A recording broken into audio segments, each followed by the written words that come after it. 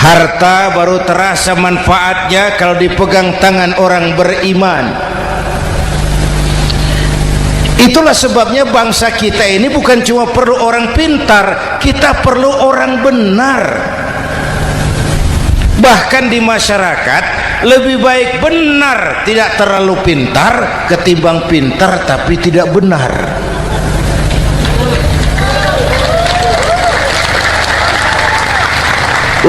Kalau sudah pintar tidak benar, rusak rakyat itu, Pak.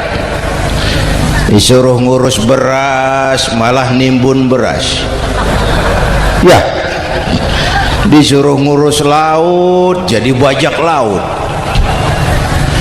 Disuruh ngurus hukum, bikin hukum seperti pisau, tajam ke bawah, tumpul ke atas. Kalau yang kecil salah, hukum cepat-cepat ditegakkan. Yang besar salah, diam pura-pura tidak mengerti. Itu yang melukai rasa keadilan. Yang terhormat Bapak Kapolres dan Bapak Dandim, Sahibul Bait, segenap keluarga besar Pondok Pesantren Raudhatul Muta'allimin Al-Aziziyah, bapak-bapak, ibu-ibu, hadirin hadirat ma'asyiral muslimin yang saya cintai. Saya bersyukur dapat menghadiri haflah Maulidin Nabiil Karim, dan saya bangga dan terharu dengan keberadaan Pondok Pesantren Raudhatul Muta'allimin Al-Aziziyah ini. Sekarang ini banyak orang bisa memberi contoh, tapi sedikit orang bisa menjadi contoh. Memberi contoh itu mudah, tapi menjadi contoh itu yang sulit. Oleh karena itu, pada kesempatan ini kita ingin mengambil contoh bagaimana Rasul melaksanakan perjuangan. Apa modal utamanya? Saya sampaikan 3 sajalah, mudah-mudahan selesai 10 menit. Yang pertama, modal utama perjuangan baginda Rasul adalah akhlakul karimah. Memperbaiki akhlak dengan akhlak. Oleh karena itu, Suramadu sudah selesai. Dari dan ke Madura jadi lebih mudah. Bahkan Madura akan jadi daerah industri. Tetapi yang kita ingin, Madura tetaplah Madura. Akhlak tidak boleh berubah. Zaman boleh berubah, akhlak tidak. Masa boleh berganti, tapi keyakinan tidak boleh mati. Nah, soalnya adalah kepada siapa kita harus berakhlak. Kita itu kan harus berakhlak kepada 2. Kita harus berakhlak pertama kepada Allah. Ini yang terpenting. 13 tahun Rasul berjuang di Mekah hanya memperbaiki akhlak kepada Allah, menanamkan tauhid, meluruskan akidah, membangun keyakinan. 13 tahun di Mekah itu, dengan perhitungan kalau fondasi kuat, bangunan aman. Kalau fondasi melenceng, bangunan bengkok. Kalau fondasi rapuh, bangunan runtuh. Bangunan bagaimana fondasinya, orang hidup bagaimana imannya. Kekuasaan dan jabatan baru ada manfaatnya kalau dipegang tangan orang beriman. Kalau tidak, yang muncul Fir'aun. Harta baru terasa manfaatnya kalau dipegang tangan orang beriman. Itulah sebabnya bangsa kita ini bukan cuma perlu orang pintar, kita perlu orang benar. Bahkan di masyarakat lebih baik benar tidak terlalu pintar ketimbang pintar tapi tidak benar.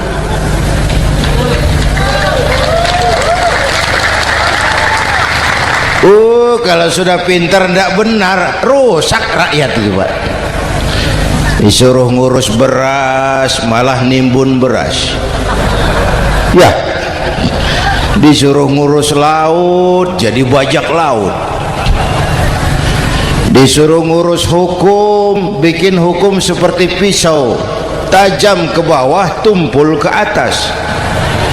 Kalau yang kecil salah, hukum cepat-cepat ditegakkan. Yang besar salah, diam pura-pura tidak mengerti. Itu yang melukai rasa keadilan.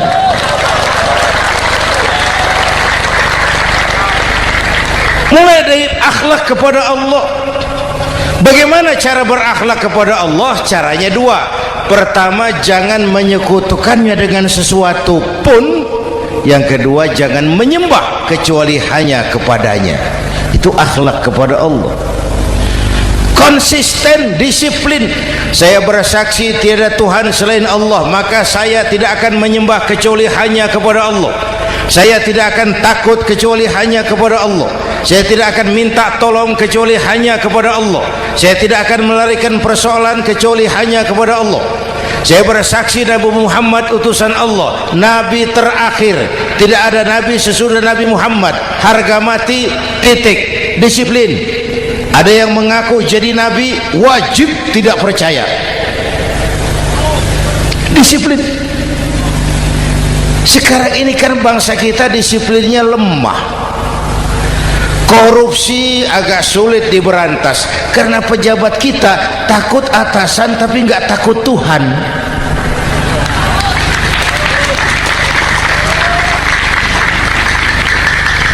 Itu sama dengan anak muda naik sepeda motor ngebut, lampu merah jalan terus, di stop sama polisi.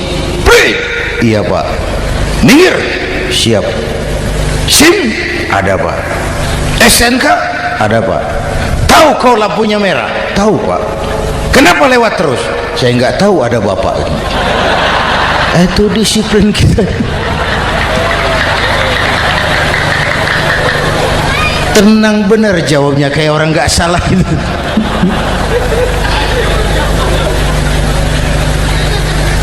Iman. Apalagi belakangan ini saya sering bilang gini Pak, ini humor tapi agak tasawuf. Orang yang paling tenang hidupnya itu tukang parkir. Coba lihat tukang parkir, walaupun mobil banyak, mereknya bagus-bagus, tidak pernah sombong. Tenang ini, tenang. Nanti mobil pergi satu demi satu, habis sama sekali, dia tidak sedih. Tenang. Mobil banyak tidak sombong, mobil habis tidak sedih. Apa rahasianya? Ternyata ini tasawufnya di sini. Tukang parkir tidak merasa memiliki, tapi merasa dititipi. Itu. Siapa saja yang merasa memiliki, bersiaplah kehilangan, dan itu menyakitkan. Tapi kalau merasa dititipi, jabatan, harta, anak, istri, semua titipan, hiduplah seperti tukang parkir. Pertama, titipan tidak boleh bikin kita sombong. Dititipi kok sombong, tidak pantas ya. Pak Zainuddin titip mobil ya, silakan. Yang punya mobil pergi, saya petatang peteteng. Tidak pantas dititipi kok sombong. Ada orang dititipi jabatan oleh Allah sombong. Dititipi sombong. Ada enggak pejabat sombong? Ada. Namanya Fir'aun. Itu pejabat-pejabat sombong anak buah Fir'aun semua. dititipi harta oleh Allah jadi orang kaya, sombong sama tetangga, ndak mau kenal orang lain, kecil semua, jalan ndak injak tanah, kuntilanak. Yang kedua penting, titipan harus dijaga baik-baik. Kalau tidak, yang nitip marah, yang nitip marah. Pak, titip sepeda motor, silakan. Waktu diambil sepeda motor, kaca spion pecah, knalpot hilang, bemper hancur, marah ndak yang nitip? Marah. Saya kan titip, kenapa ndak dijaga baik-baik? Dititipi harta oleh Allah jadi orang kaya supaya bangun pesantren, bela yatim, santuni yang lemah, pelitnya 17 setan. Yang nitip marah. Dititipi jabatan oleh Allah isinya korupsi saja, yang nitip marah. Nah, saya mau kasih lihat sekarang, Allah titip Indonesia. Allah titip Indonesia. Hai rakyat, ini Indonesia, aku titip, kata Allah. Sebentar, ada meja mau naik. Silakan Mas. Iklan. Ya, terima kasih. Jangan disangka kalau disediakan air teh pidatonya jadi lama. Dekorasi ini kok. Sampai mana tadi? Hai rakyat, ini Indonesia, aku titip, kata Allah. Ini negara besar dan kaya. Titipan ini ditebus dengan keringat, air mata, darah, dan nyawa. Ini bedanya. Malaysia memang merdeka tapi diberi Inggris. Singapura merdeka diberi Inggris. Indonesia merdeka, keringat, air mata, darah, dan nyawa. Ini negara aku titip, kata Allah. Ini negara besar dan kaya. Buminya subur. Di atas perut buminya segala tanaman hidup. Di bawah perut buminya ada gas, minyak, batu bara. Lautnya kaya, hutannya kaya. Kekayaan negeri ini harus digunakan bagi sebesar-besar kemakmuran rakyat. Itu amanat konstitusi. Disalahgunakan, dikorupsi, yang nitip marah. Yang nitip marah. Kalau dia marah, dia suruh makhluknya yang lain negur. Siapa? Merapi, Bromo, anak Krakatau. Itu Merapi demo, Pak. Kalau kita rakyat demo, anak buahnya Pak Danres turun. Tapi kalau Merapi demo, siapa yang mau ngatasi? Mbah Marijan. Selesai. Sekarang Mbah Marijan sudah kumpul sama Mbah Surip di alam barzah, dia sudah ketemu dia. Kata Mbah Surip, tenang Mbah Marijan, tak gendong, aman sudah. Aman sudah. Saya mau bilang Merapi itu makhluk, Krakatau itu makhluk, Bromo itu makhluk. Tidak mungkin makhluk bergerak dengan sendirinya, pastilah ada yang menggerakkan.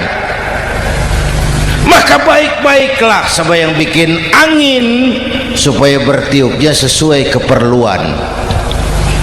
Baik-baik dengan yang bikin air supaya datangnya sesuai kebutuhan.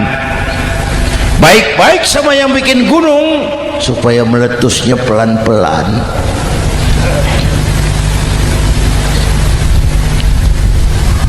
Bapak Ibu hadirin yang saya hormati, menjaga titipan. Jangan menyembah kecuali hanya kepadanya. Jangan menyekutukannya dengan sesuatu pun. Ayo, saya ngobrol kita. Bapak Ibu hadirin yang hadir di sini ini, kita ini semua hamba Allah apa bukan? Hamba Allah. Kata siapa? Kata kita. Kalau kata kita namanya ngaku. Ngaku itu boleh dan murah. Apa diakui? Kita belum tahu. Ya, kan baru kata kita itu. Dan tidak otomatis kalau kita bilang saya ini hambamu ya Allah, lalu Allah jawab iya ya. Tidak, wong itu kan kata kita. Saya hamba Allah kata saya. Berapa banyak orang perbuatannya, ucapannya berkata saya hamba Allah, perbuatannya menyatakan dia hamba setan, hamba nafsu, hamba dunia, budak jabatan. Tidak sesuai ucapan dengan perbuatan. Jadi hamba Allah itu enggak mudah, digojlok, diuji. Coba lihat, yang jelas diakui sebagai hamba itu baru satu yang kita peringati ini, baginda Nabi. Allah mengakui kapan? Waktu menceritakan Isra dan Mi'raj. Apa yang dipakai kalimat? Subhanallazi asra bi'abdih. Maha suci Allah yang telah menjalankan hambanya. Hambanya Muhammad itu hambaku, aku jalankan dia. Allah mengakui. Kapan kalimat ini turun? Setelah Nabi digojlok, ditempa, digembleng, diuji, difitnah, dicaci maki, dilontari kotoran unta, sahabat-sahabatnya dibantai. Lolos, Muhammad betul-betul hambaku. Ayo Isra Muhammad. Subhanallazi asra bi'abdi, hambaku. Jadi kalau mau jadi hamba Allah ya diuji, digojlok, digembleng. Nah, mari kita lihat kehambaan baginda Nabi. Orang yang paling bersih hatinya Rasulullah. Orang yang paling baik akhlaknya Rasulullah. Orang yang dosanya sudah mendapat jaminan ampun Rasulullah. Tapi Rasulullah kalau sholat malam bengkak kakinya karena rajin sujud. Hati bersih, akhlak terbaik, dosa sudah diampuni. Tapi kalau sholat malam kakinya bengkak karena rajin sujud. Saya tahu di sini juga banyak yang kakinya bengkak. Cuma urusannya apa? Itu urusan masing-masing. Pada tingkat seperti itu Rasulullah, saya perlu Allah, saya perlu Allah, saya perlu Allah. Yang 100 tahun kita bangun selesai oleh gempa 3 menit.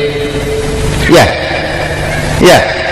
Yang 100 tahun kita bangun ternyata selesai oleh gempa 3 menit. Kita perlu Allah. Kita perlu Allah. Makanya musibah itu kan kalau menimpa orang baik-baik namanya ujian. Kalau menimpa orang setengah baik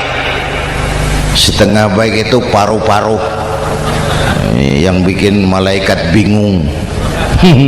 Sholat rajin, maksiat tekun, baca Quran mau, fitnah orang hobi, ngaji nyolong jalan terus.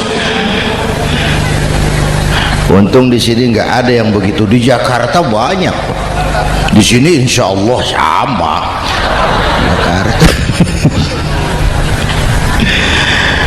Orang separuh-separuh seperti itu kalau dapat musibah itu namanya teguran, bukan ujian. Kenapa ditegur? Lalai. Nah, kalau orang jahat dapat musibah itu namanya persekot. Uang muka tanda jadi. Kontannya nanti di akhirat.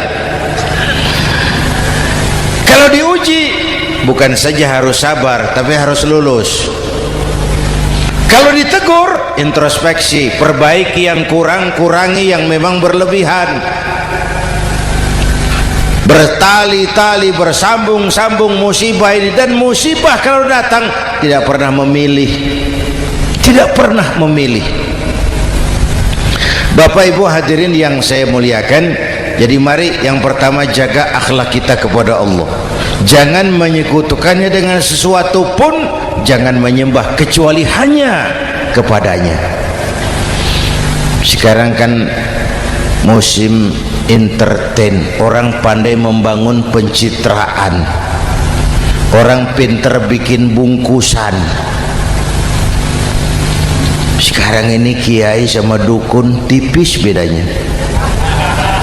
Bener Pak, pemburu hantu pakai sorban, pakai gamis, nanti kiai pakai helm.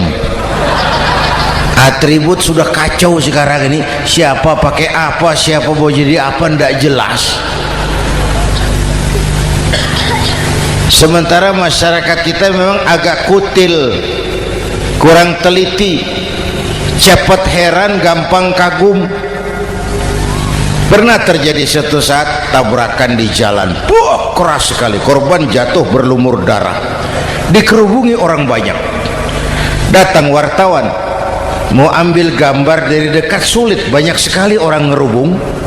Dia cari akal, tolong saya dikasih jalan ke dekat korban. Orang menoleh semua. Saudara siapa? Saya bapaknya korban, katanya. Dia mengaku bapaknya korban. Ya orang minggir semua, minggir, ada bapaknya korban. Orang minggir semua, dia maju ke depan korban. Sampai di depan korban pucat mukanya itu wartawan. Kenapa? Yang ketabrak anak monyet, Pak. Dia sudah ngaku bapaknya korban.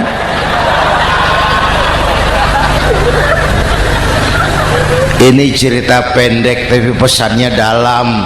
Kalau belum kenal benar jangan cepat-cepat ngakui. Ya, rakyat harus cerdas sekarang ini. Emas pasti kuning, benar itu?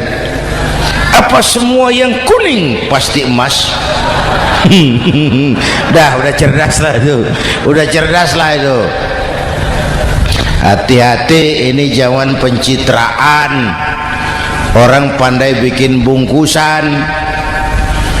Oleh karena itu kita juga harus punya filter supaya tidak hanyut oleh kedangkalan-kedangkalan pencitraan itu. Satu itu akhlak kepada Allah. Yang kedua, kepada siapa kita berakhlak? Kepada sesama manusia. Kepada sesama manusia itu siapa? Pertama, sesama muslim.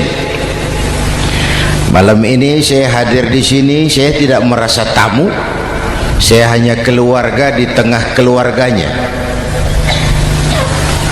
Bahwa saya lahir di Jakarta itu sih kebetulan, saya nggak pesan. Yang kita tidak pesan jangan diributkan, kita nggak pesan. Warna kulit seperti ini kita nggak pesan. Dari suku apa lahir kita nggak pesan. Potongan seperti ini kita nggak pesan. Islam membebaskan manusia dari ras diskriminasi. Pada waktu yang bersamaan Islam mengangkat harkat, derajat, martabat kaum wanita. Ini kasihan dari tadi nggak diajak ngomong nih. Pada waktu yang bersamaan Islam mengangkat harkat, derajat, martabat kaum wanita. Tuh, ibu-ibu mestinya lebih terima kasih sama Rasulullah. Sebelum Rasulullah datang, nasib perempuan menyedihkan, dilecehkan, harganya murah. Sebelum Rasulullah datang, murah. Sebelum Rasulullah datang, murah. Coba lihat wanita sebelum Islam, sedih, dilahirkan hanya untuk melahirkan, alat pemuas nafsu. Kalaupun berperan, peranannya cuma segitiga, dapur sumur kasur, kasur sumur dapur, putar-putar di situ saja. Tidak usah di Arab, dunia, di Jawa, raja-raja Jawa sebelum kenal Islam seenaknya ngumpuli perempuan kan, selirnya yang 30, 50. Sultan-sultan di Turki piara harem ratusan orang perempuan. Kaisar terakhir dinasti Ming Cina bangun istana 1000 kamar, istrinya 1000. Innalillahi wa inna. Itu saya cuma pikir, raja kalau istrinya 1000, kapan pakai kolor itu raja?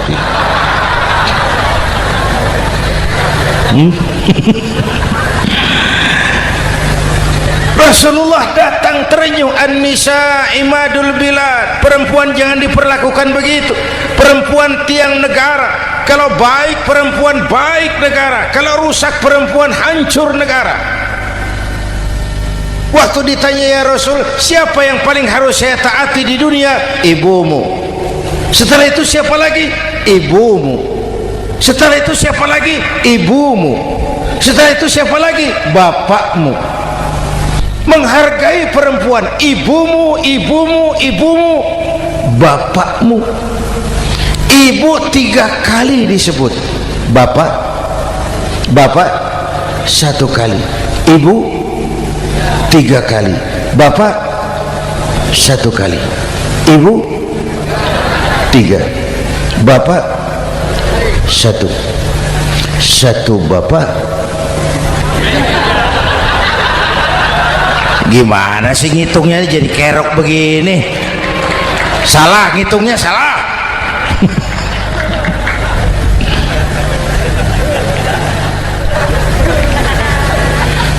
Lalu dicairkan kehidupan kemasyarakatan di masjid. Masya Allah, masjid itu pendidikan demokrasi betul. Pertama, siapapun masuk masjid copot sandal, buka sepatu. Benar itu? Ini masyarakat yang mau kita bangun. Tidak ada warga negara kelas 1, semua sama. Lurah masuk masjid buka sepatu, Camat masuk masjid buka sepatu, mat.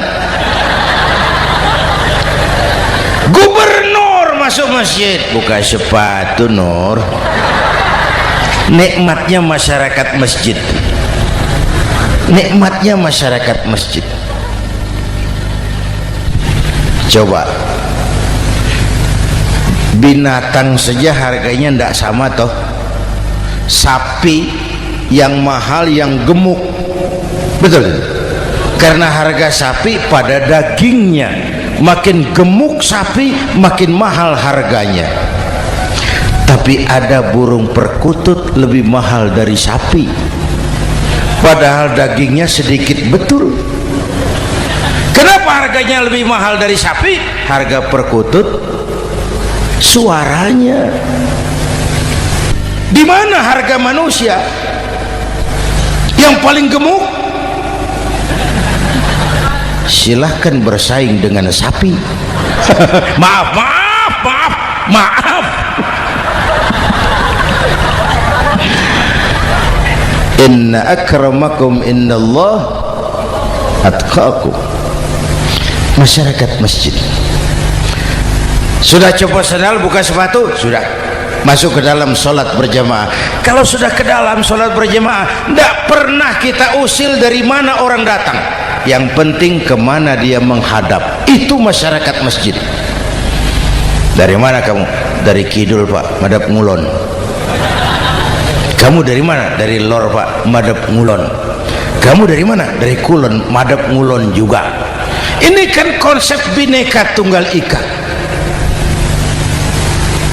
Dari manapun orang datang, apapun warna kulitnya, dari suku apapun ia dilahirkan, kalau akidahnya sama, itu saudara kita. Lalu sholat berjamaah. Apa itu? Hidup bermasyarakat, berbangsa dan bernegara. Harus ada imam, harus ada makmum. Kenapa? Ini saya harus agak hati-hati ya, pakai sarung angin ini. Apa tadi ngomong apa saya? Salat berjamaah, bermasyarakat, berbangsa dan bernegara. Ada imam, ada makmum. Siapa makmum? Kita ini rakyat. Siapa imam? Para pemimpin negara. Apa bedanya? Imam harus dipilih, makmum nggak usah. Coba baca kitab fikih yang setebal apapun, nggak ada bab pemilihan makmum. Nggak usah, makmum nggak usah dipilih. Orang buta boleh jadi makmum, orang bisu boleh jadi makmum, tukang mabuk boleh jadi makmum, tapi tidak tiap orang boleh jadi imam. Imam harus dipilih. Siapa yang jadi imam? Pertama, a'lamuhum, orang yang paling alim di kampungmu angkat jadi imam. Yang paling alim, bukan yang paling tua. Yang paling alim, tahu urusan, punya konsep, punya visi dan misi, mengerti negara ini mesti dibawa kemana, jalan keluarnya apa, angkat jadi imam. Pak, ada dua orang Pak, alimnya sama, yang mana yang dipilih? Kalau ada dua orang alimnya sama, kata Nabi, afsahuhum, yang lebih fasih lidahnya. Apa artinya fasih? Nyambung sama rakyat, tahu apa yang dimaui rakyat, nyambung. Tidak sah orang fasih bermakmum kepada imam cedal.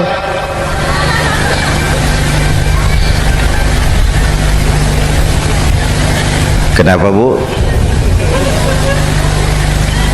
Nyambung. Capek kalau punya imam gak nyambung sama makmum. Makanya kalau sudah jadi imam, pesan Nabi apa? Idza amma ahadukumun nasa falyukhaffif. Kalau kamu jadi imam, ringankan solat kamu, jangan terlalu panjang. Itu makmum tidak sama kekuatannya. Ada yang tua renta, diri saja sudah gemetar. Ada makmum yang punya darah tinggi, kalau sujud lama kepalanya sakit. Ada makmum yang sudah janji habis sholat mau terima uang. Jangan kalau sudah jadi imam di kota, sholat isya berjamaah, rakaat pertama selesai Fatihah, Yasin, bubar makmum itu. Jadi imam jangan terlalu lama. Kayak Husni Mubarak tuh, kelamaan jadi imam, 30 tahun, rakyat capek.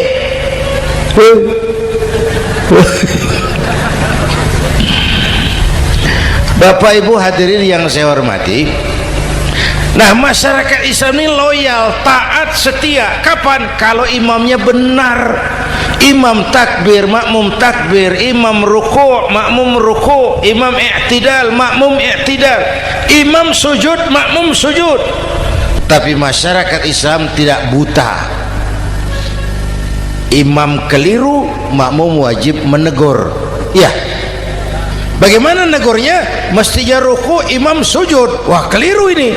Subhanallah, kan gitu. Itu aturan main. Tidak boleh imam keliru, makmum emosi, main pegang, mam, hoi salah, hoi, kacau sholat.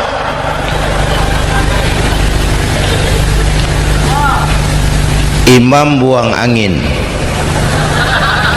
apa makmum lalu berkata, demi kesetiaan saya kepada imam, imam buang angin, saya lebih keras lagi. Goblok. Iyyaka na'budu wa iyyaka nasta'in. Sampai situ imam buang angin, minggir. Tidak usah ribut. Yang di belakang satu orang maju ke depan, lanjutkan pekerjaan imam. Yang penting imam tahu diri, buang angin, minggir. Ini negara rusak karena imam sudah buang angin. Tenang aja, kayak orang nggak salah itu loh.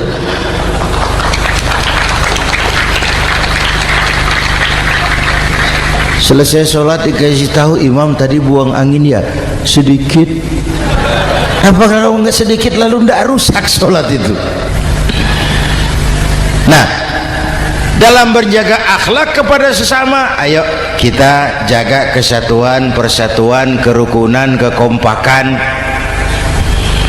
Ini pesantren Raudhatul Muta'allimin Al-Aziziyah, ini aset kita. Keberadaannya, pengembangannya, kelangsungannya bukan sekedar tanggung jawab pengurusnya, tanggung jawab kita sesuai dengan bidang dan kemampuan masing-masing. Yang punya jabatan bantu dengan wewenangnya, yang punya harta bantu dengan uangnya, yang punya tenaga bantu dengan tenaganya, yang bisa doa bantu dengan doanya, yang tidak bisa apa-apa bantu dengan diam. Diam saja lumayan loh itu membantu. Bapak Ibu hadirin yang saya hormati, saya ingat almarhum Panglima Besar Sudirman pernah bilang, kamu itu kalau mau menang harus kuat, kalau mau kuat harus bersatu, kalau mau bersatu hidupkan semangat silaturahmi. Mau menang harus kuat, mau kuat harus bersatu, mau bersatu hidupkan silaturahmi. Bapak Ibu hadirin, rukun antar umat seagama. Beda pendapat boleh, marah jangan. Kalau di Jakarta kan sekarang lagi musim apa itu wahabi yang bid'ah, sedikit bid'ah itu. Saya sih bilang yang suka tahlil bagus, terusin. Yang nggak suka tahlil nggak apa-apa, tapi jangan mencaci maki yang suka tahlil. Orang yang mabuk masih banyak kok yang tahlil dicaci maki. Kita ini seperti orang kurang kerjaan. Waktu guru saya Hadratul Mukarram Ki Haji Dr. Idham Khalid wafat, saya ajak orang baca Fatihah. Selesai, saya lagi duduk di belakang, seorang pengusaha nemui saya, Kiai, kenapa? Saya coba ingin kepastian. Apa? Orang yang sudah mati dibacakan Fatihah itu apa pahalanya sampai? Saya bilang gini, Mas, kamu kalau nggak percaya mati aja dulu. Saya bacain Fatihah, tunggu di sono. Kalau nggak nyampe balik lagi nggak apa-apa.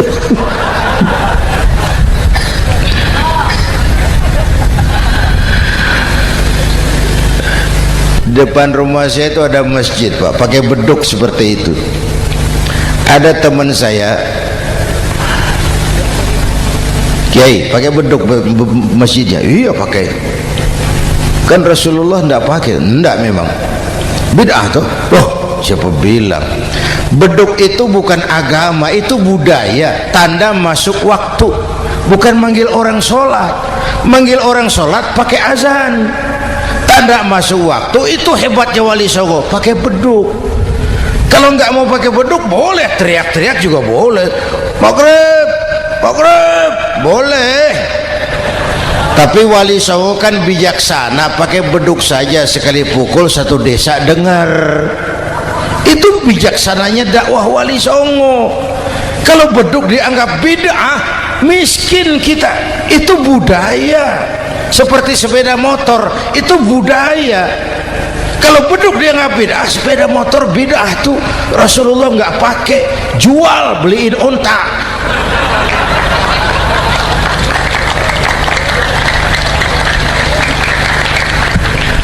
Ayo cari persamaan, jangan memperbesar perbedaan. Hormati pendapat orang kalau pendapat kita juga ingin dihormati. Kasus Ahmadiyah meledak lagi di Cikesik, Banten. Lalu pendekar-pendekar HAM menganggap itu tirani, mengganggu kebebasan beragama. Dia lupa bahwa Ahmadiyah masalahnya bukan kebebasan beragama, tapi penodaan terhadap agama. Kalau kebebasan beragama sih umat Islam welcome. Orang mau Hindu, mau Buddha, mau Kristen bebas memilih agamanya masing-masing. Tapi ini kan Ahmadiyah lain, ngakunya Islam tapi ada nabi lagi sesudah Nabi Muhammad, namanya Mirza Ghulam Ahmad, asal dari India. Saudara hadirin yang saya hormati, ini yang prinsip penodaan terhadap agama. Kalau nggak ngaku Islam nggak masalah. Supaya mau aman caranya cuma dua, Ahmadiyah jadi agama sendiri, karena Malaysia sudah melarang, Brunei sudah, Rabitoh Alam Islami menyatakan aliran sesat, Saudi Arabia melarang pengikut Ahmadiyah pergi bikin haji, udah dianggap non muslim. Cuma memang pemerintah kita nggak tegas. Kalau dari dulu dinyatakan dilarang, nggak akan ada lagi kasus-kasus seperti itu.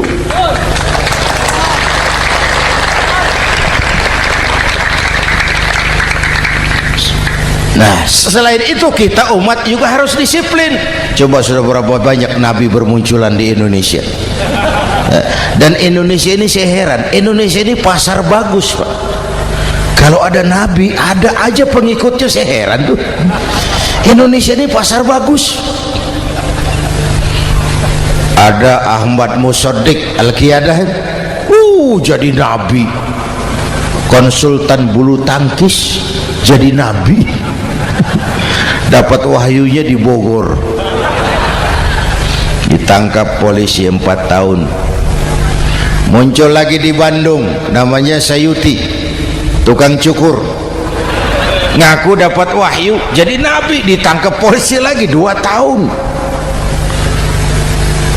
Di Malang Ustadz Roy, ya sebenarnya petinju, dia masuk Islam, mu'alaf, belajar Islam tidak pakai guru, diutak-atik ayat Quran. Sholat kita harus mengerti artinya, maka sholat boleh pakai bahasa masing-masing. Ramai masjid, 2 tahun penjara. Di Jakarta muncul lagi Lia Edan, ngaku Jibril, ditangkap juga oleh polisi. Kita salut sama polisi kita lah, bukan cuma teroris, Jibril ditangkap Kapolres. Saya bilang sama teman-teman polisi, untung dia ngaku Jibril, Pak. Coba kalau dia ngaku Israel, lebih gawat itu.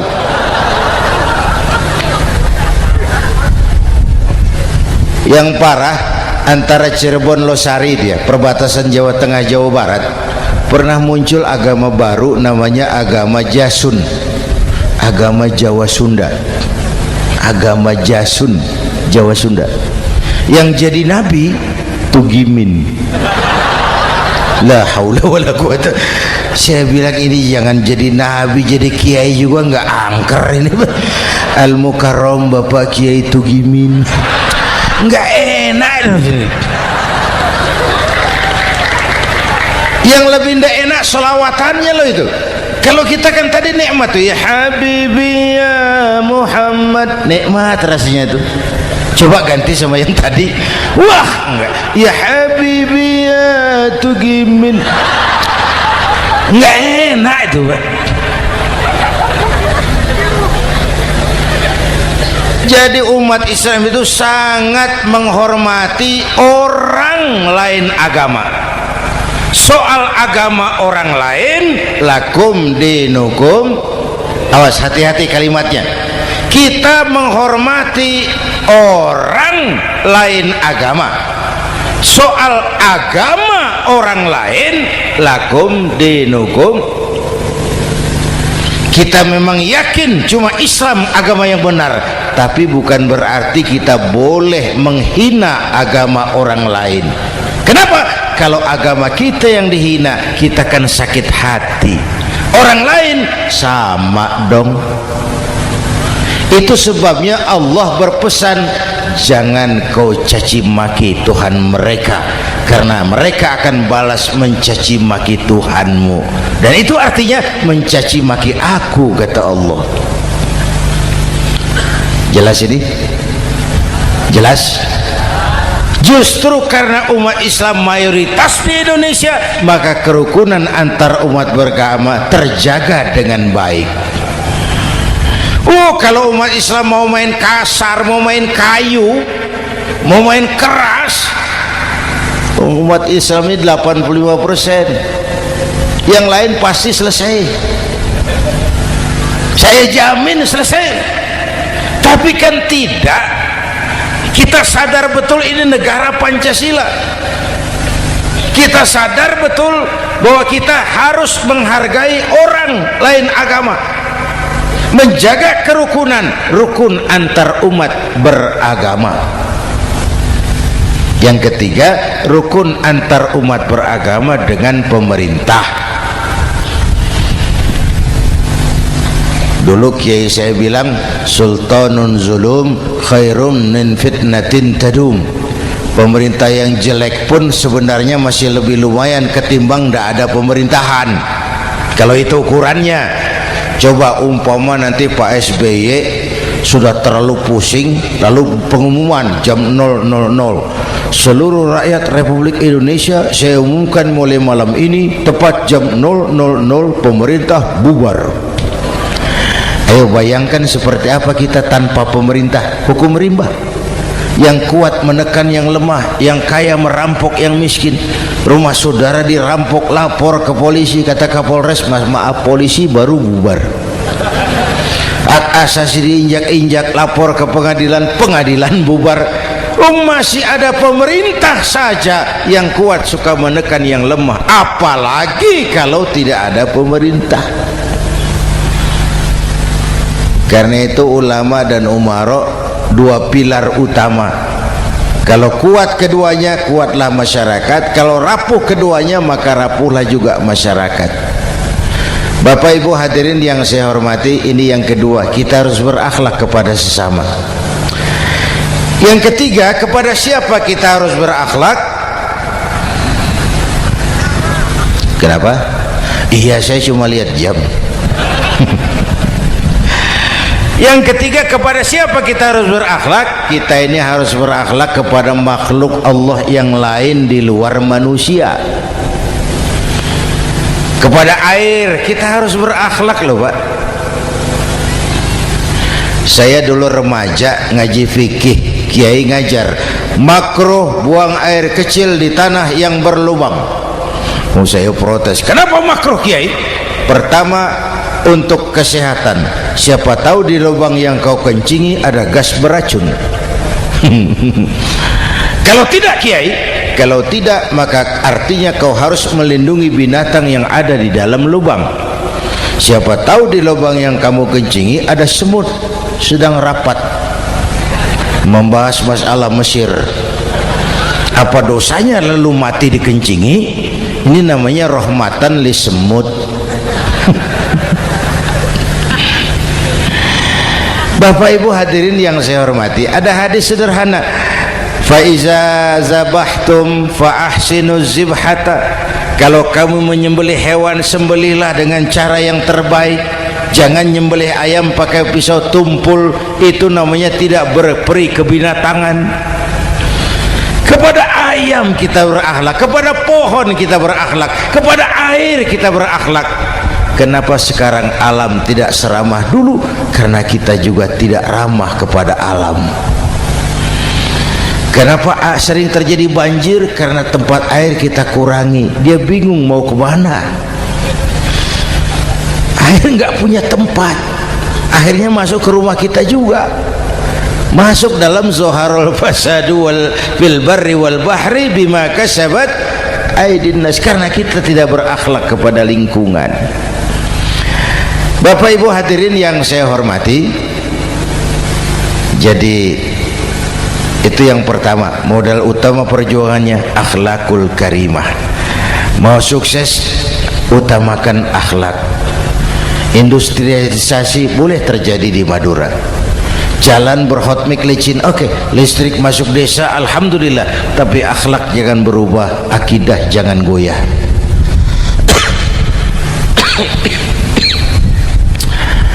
Teknologi tidak bahaya, yang bahaya orang yang menggunakannya. Wayang itu yang namanya cepot, itu bisa selawat badar kalau yang megang Anom Suroto. Cepot bisa selawat badar kalau yang megang Anom Suroto. Wayang bagaimana dalangnya, teknologi bagaimana orang yang menggunakannya. Satu. Yang kedua, yang kita contoh dari baginda Rasul, beliau itu sejak kecil tidak dimanjakan, Pak. Lahir ke dunia tidak sempat melihat wajah bapak. Umur 6 tahun ditinggal ibu. Umur 9 tahun ngembala kambing, berniaga ke Syam. Syam itu Syria sekarang. Umur 9 tahun bisnis lintas negara dari Saudi ke Syria. Remaja tidak dimanjakan, kerja keras, peras keringat, banting tulang, tidak ada pekerjaan halal yang hina. Lahir pribadi yang tegar, mental yang tahan banting, manusia yang tidak cengeng karena sejak kecil ditempa oleh kesulitan. Jadi gini, orang itu kalau biasa susah, ketemu susah, ndak kaget, Pak. Mentalnya kuat. Saya santri biasa makan kangkung, datang ke rumah teman dikasih kangkung, loh makanan saya ini, dikasih daging ayam, nambah. Orang tuh kalau biasa susah enak. Saya santri biasa tidur di masjid, disuruh nginep di hotel, pules, Pak. Tapi yang biasa tidur di hotel suruh nginep di masjid, encok. Hidup ini perjuangan. Mau sukses harus berani susah. Jangan seperti dulu nih cerita santri. Ada santri beternak lebah, ambil madunya itu. Satu hari dia mau periksa sarang lebah, naik ke pohon pakai tangga, pakai sarung biasanya santri. Dia lupa ada pakai celana dalam. Naik pohon periksa, entah bagaimana terpegang sarang lebah itu, berhamburan lebahnya keluar. Salah satu masuk ke sarungnya, tergigitlah Al-Mukarramnya itu. Dia menjerit, aduh, jatuh berguling ke bawah. Sudah lama jatuh, dia buka sarungnya, dia lihat bengkak. Karena bengkak kan jadi besar, senang juga dia. Dia berdoa, ya Allah, hilangkan sakitnya, biarlah bengkaknya.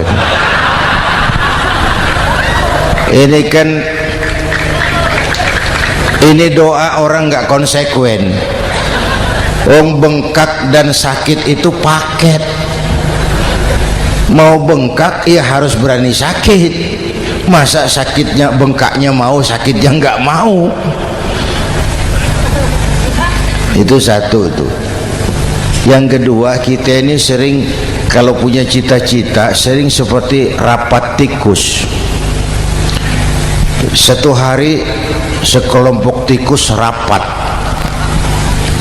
paripurna tikus untuk mengantisipasi bahaya kucing. Bagaimana supaya kucing itu jangan lagi mengganggu kita? Akhirnya ada yang mengusulkan begini, bagaimana kalau di leher kucing kita gantungkan lonceng, supaya kalau dia datang dari jauh suaranya sudah kedengaran dan kita bisa lari menyelamatkan diri. Wah, cerdas dia. Setuju semua. Setuju, bagus. Nah, oke. Waktu pembicaraan dilanjutkan, tikus mana yang mau menggantungkan lonceng ke leher kucing? Rapat bubar. Setuju, akur. Iya. Waktu kerja selesai. Bapak Ibu hadirin yang saya hormati, terutama anak-anak saya, para santri, remaja, pemuda. Hidup ini persaingan. Bapakmu tamat SD, nak kau sarjana.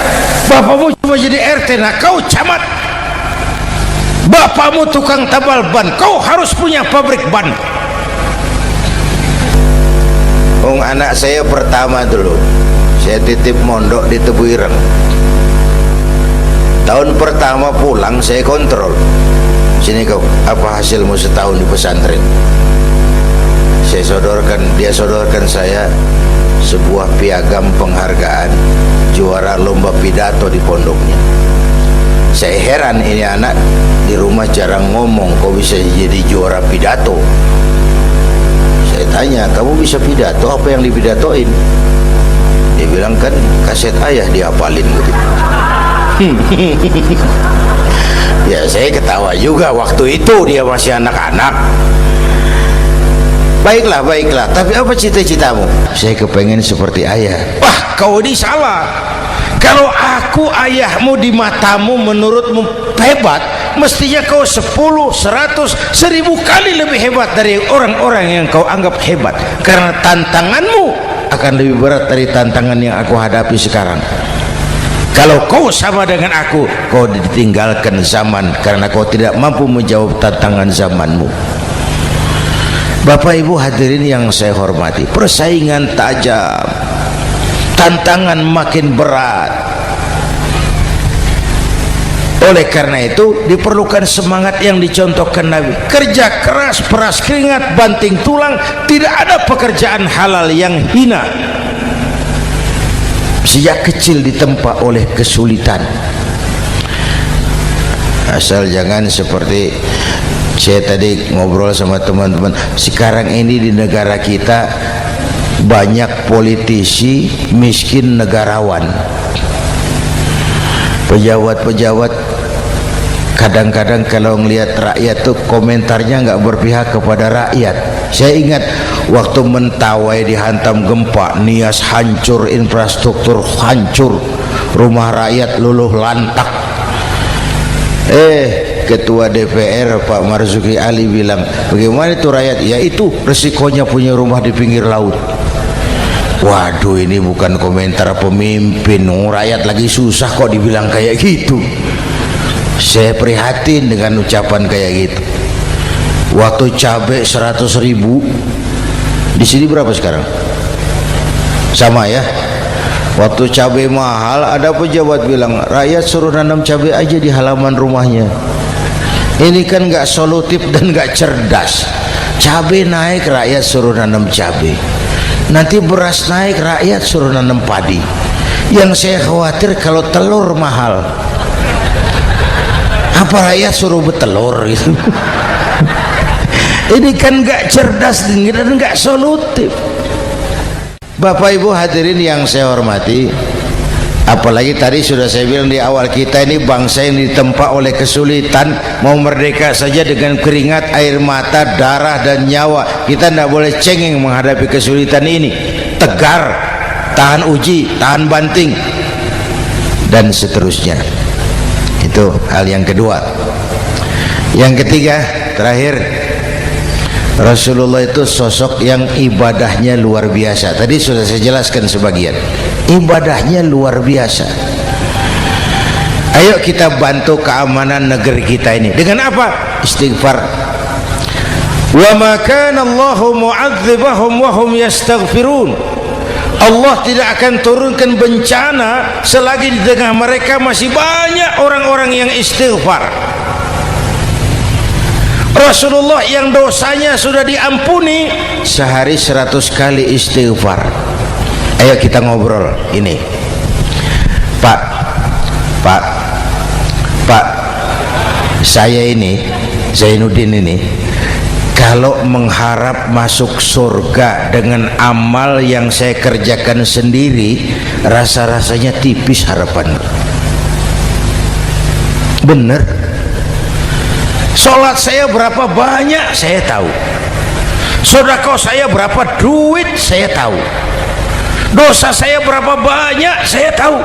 Lalu saya baca sejarah, Nabi Adam dosanya 1, makan buah khuldi, dikeluarkan dari surga.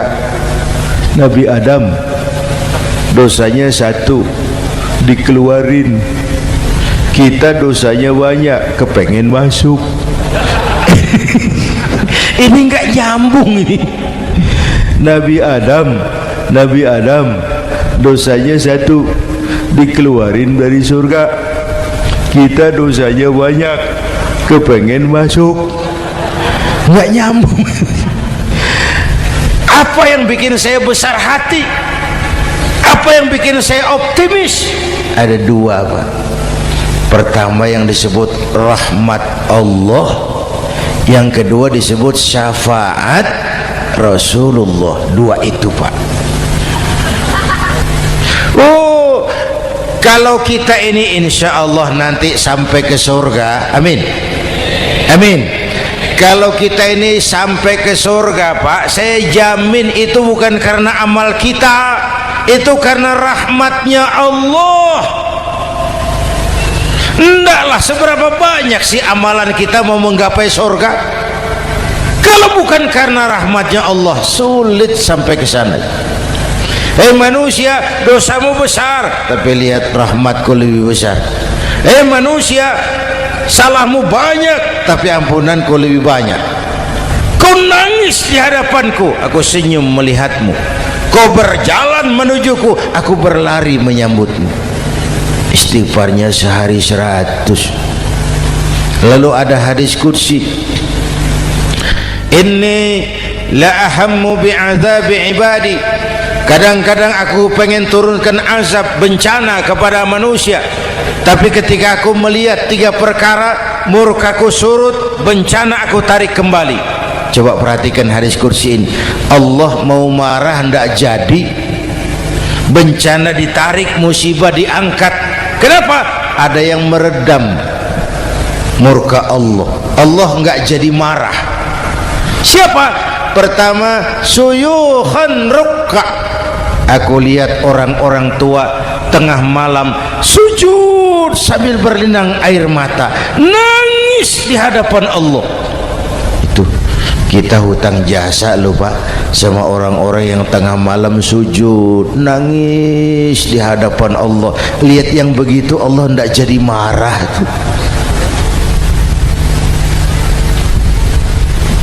Saya tahu nih bapak-bapak nih, ibu-ibu kan suaminya sering bangun tengah malam ya, Bu. Kencing. Bikin bingung malaikat. Sudah mau ditulis tahajud, kencing doang. Kata malaikat, sialan, hampir salah tulis.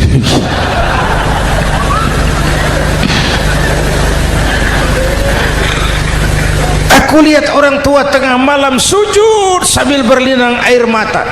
Lalu aku lihat bayi-bayi tanpa dosa masih menyusu, sibyanan rudda.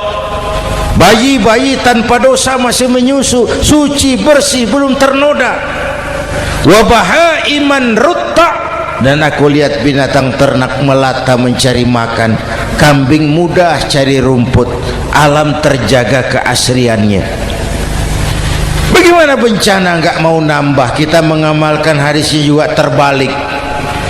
Yang diminta itu orang tua tengah malam sujud, bayi tanpa dosa nyusu.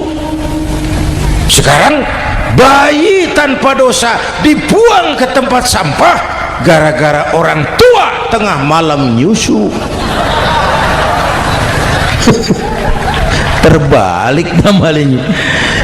Yang diminta itu orang tua tengah malam sujud, bayi tanpa dosa nyusu.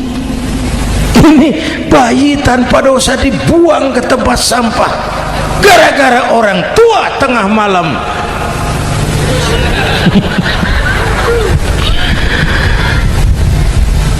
Bapak Ibu hadirin yang saya hormati, rahmat Allah kita perlu. Yang kedua, syafaat Rasulullah. Mari saya cerita syafaat sedikit. Ini sudah jam 00:05 ya. Ini kalau hitungan Indonesia ini sudah ganti hari, Pak. Jadi inilah ceramah terpanjang di dunia. Bayangkan saya pidato dari hari Selasa sampai hari Rabu.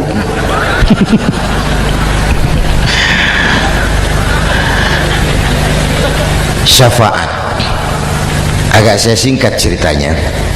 Nanti itu Pak, setelah alam ini hancur sehancur-hancurnya, bumi gempa, gunung meletus, air laut tumpah ke darat, halilintar menyambar, planet-planet bertabrakan, semua yang hidup mati bareng tanpa persiapan, termasuk malaikat. Malaikat mati, yang tinggal cuma Allah sendirian. Yang lain hancur semua, tinggal Allah sendirian. Allah patroli, berseru-seru, limanil mulkul yaum, ahai, siapa penguasa hari ini? Mana Fir'aun yang ngaku Tuhan? Nongol kalau memang Tuhan. Mana Abrahat, mana Namrus, mana itu Benito Mussolini, mana itu Adolf Hitler, mana itu Hosni Mubarak? Penguasa-penguasa yang ngaku berkuasa, nol kalau memang penguasa. Gak ada yang jawab Pak, semua sudah rebah. Allah lalu berkata, la ilaha illa ana. Ternyata tidak ada Tuhan lain selain aku. Allah sombong waktu itu. Kalau Allah sombong itu pantas. Hadis qudsi mengajarkan al-kibriya'u libasi, sombong itu pakaianku, kata Allah. Cuma aku yang pantas pakai. Kamu manusia nggak pantas pakai pakaianku, kebesaran. Pakaian Allah mau dipakai, sombong itu pakaian Allah, cuma Allah yang pantas pakai. Nanti itu yang pertama dihidupkan bukan kita, malaikat dihidupkan lebih dulu. Tiupan pertama, malaikat hidup semua, diatur panitia akhirat.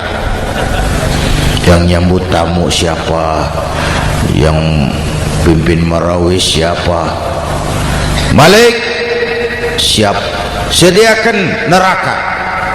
Aku mau bakar itu bajingan tengik yang waktu di dunia nggak mau sujud, jauh dari ulama, tinggal di masyarakat jadi biang kerok, sama yatim kejam. Sediakan neraka. Baik Ridwan, iya, sediakan surga. Aku mau balas hamba-hambaku yang waktu di dunia rajin sujud, dekat dan cinta kepada ulama, santun kepada yatim, suka menolong orang yang memerlukan pertolongan.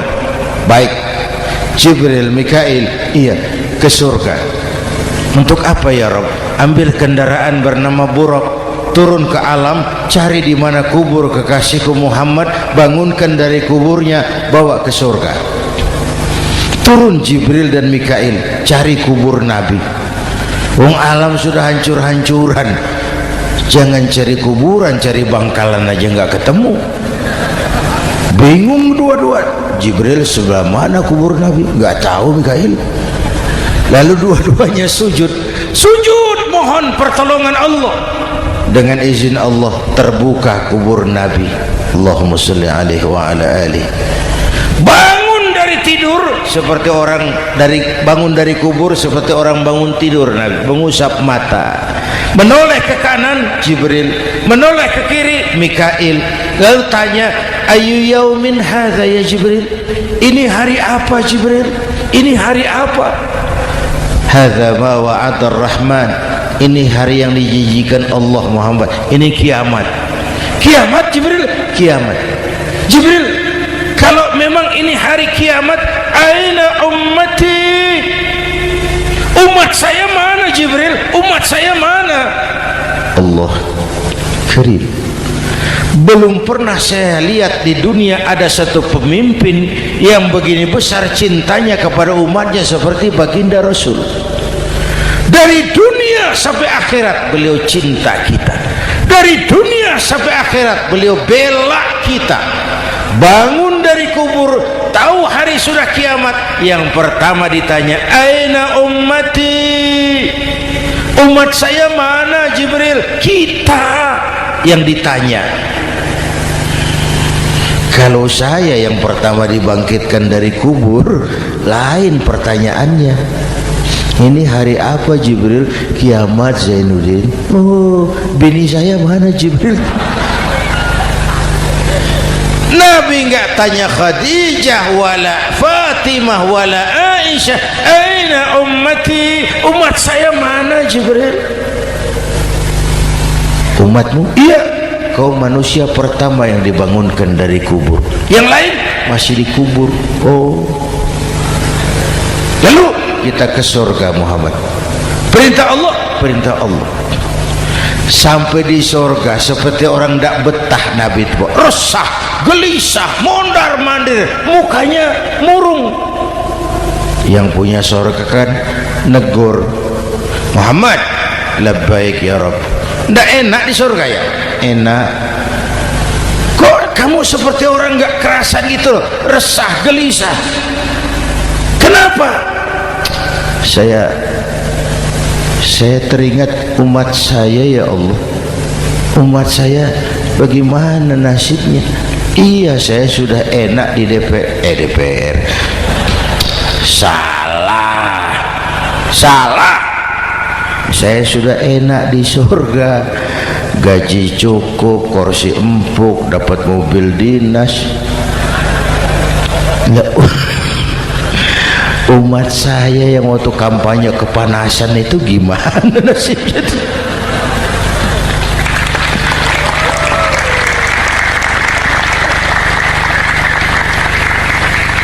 Makanya dulu di Senayan, di depan kantor DPR tuh banyak tukang kaca jualan di situ. Saya bilang itu tukang kaca pintar dagangnya di situ. Pas, maksudnya supaya yang mau berkantor di situ ngaca dulu. Ya, wakil lurah pasti tidak lebih tinggi dari lurahnya. Wakil camat tidak lebih tinggi dari camatnya. Wong ini kenapa wakil rakyat kok selalu lebih tinggi dari rakyatnya?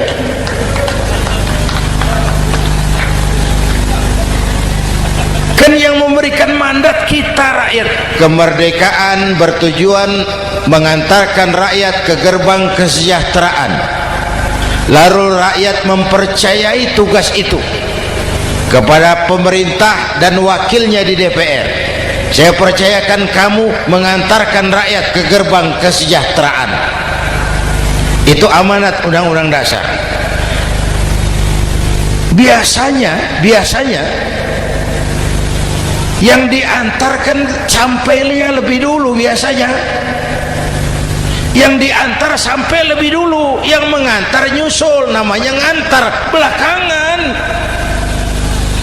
Ini lebih cepat wakil rakyatnya makmur daripada rakyatnya. Yang mau ngantar makmurnya lebih dulu dari yang mau diantar. Yang diantar kelelerahan di jalanan, yang mengantar udah sampai. Jadi bagaimana Muhammad? Saya minta izin mau keluar tengok saya punya umat. Oke, saya potong ceritanya. Saat manusia dibangkitkan dari kuburnya masing-masing, Masya Allah, Masya Allah, saya nggak sanggup bayangkan jumlah manusia yang hidup di muka bumi sekarang kan 6 miliar. Cina berdua, India 2,5 miliar. Cina 1,5 miliar, India 1 miliar rakyatnya. Berdua sudah 2,5 miliar. Itu kalau kencing bareng banjir besar.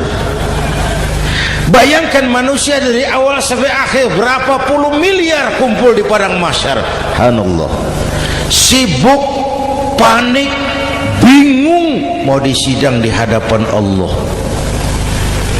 Sebagian kumpul di pojokan berunding, kita mau disidangi. Terus ayolah kita cari bantuan. Kemana? Kanan Buyung.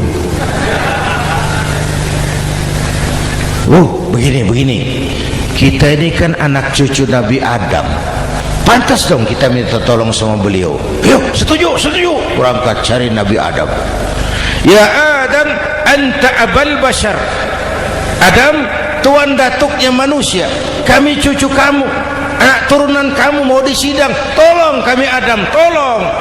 Kata Nabi Adam, ora iso mas, rombongan Jawa aku naik mumet loh ya. Sama Nabi Nuh saja, Nuh bilang tidak bisa, saya juga punya masalah, pernah minta obat ditenggelamkan. Ibrahim barangkali, semua Nabi hand up, angkat tangan. Dikala itu yauma la yanfa'u malun wala banun, di mana harta tidak ada lagi artinya, anak-anak tak jadi beban, tiap orang sibuk dengan urusannya sendiri-sendiri. Saat itu ada satu pemimpin, Allahumma salli alaihi wa ala alihi, diizinkan Allah. Dikala semua nabi yang lain angkat tangan hand up, beliau malah ummati ana laha, ta'ali ummati, ta'ali ummati, umatku sini, umatku sini. Beliau memanggil-manggil umatnya. Yang bagaimana yang dipanggil? Ada hadis, inna ummati yatuna yaumal qiyamah ghurran muhajjalin min atharil wudu. Umatku besok di akhirat datang menghadap Allah dengan muka bersinar-sinar karena sering wudu. Sering wudu kan sering sujud, masa cuma wudu tapi enggak sujud? Itu nanti ndak usah mengaku Rasul yang panggil, sini umatku, tapi kalau muka enggak pernah wudu, enggak pernah sujud, merangkak di depan Nabi, saya umatmu ya Rasul. Kata Nabi, umat saya enggak ada yang kumal gini. Dikala itu beliau berkenan memberikan syafaat. Syafaat itu saudara-saudara, saya pakai sarung, sobek sedikit, syafaat itu nambeli itu loh. Salat saya kurang sedikit, sedekah saya campur riak sedikit, puasa saya tidak ikhlas sedikit, ditutup dengan syafaat. Saya mau dagang, perlu modal 20 juta, saya punya uang 15 juta, yang 5 juta syafaat. Jadi harus ada modal. Kalau sholat tidak pernah, sedekah tidak pernah, lalu syafaatnya dari mana? Yang dapat tambelan itu yang punya sarung bolong, punya sarung sobek, ditambal dengan syafaat. Lah kalau tidak ada sarung, apa yang mau ditambal? Ya. Nah, mudah-mudahan kita semua mendapat rahmat Allah dan mendapat syafaatnya Rasulullah Sallallahu Alaihi Wasallam. Bapak Ibu hadirin, sudah 7:30 lewat 4 jam. Saya pun kangen, tapi hari sudah larut. Insya Allah lain kesempatan kita jumpa lagi. Terima kasih kepada Al-Mukarramun, para ulama, para habaib, pengasuh pesantren Raudhatul Muta'allimin Al-Aziziyah, dan semua yang hadir. Mudah-mudahan yang saya sampaikan ada manfaatnya. Usikum wa iyaya bitaqwallah. Aqulu qawli hadza fa astaghfirullahal azim li wa lakum. Wassalamu alaikum warahmatullahi wabarakatuh.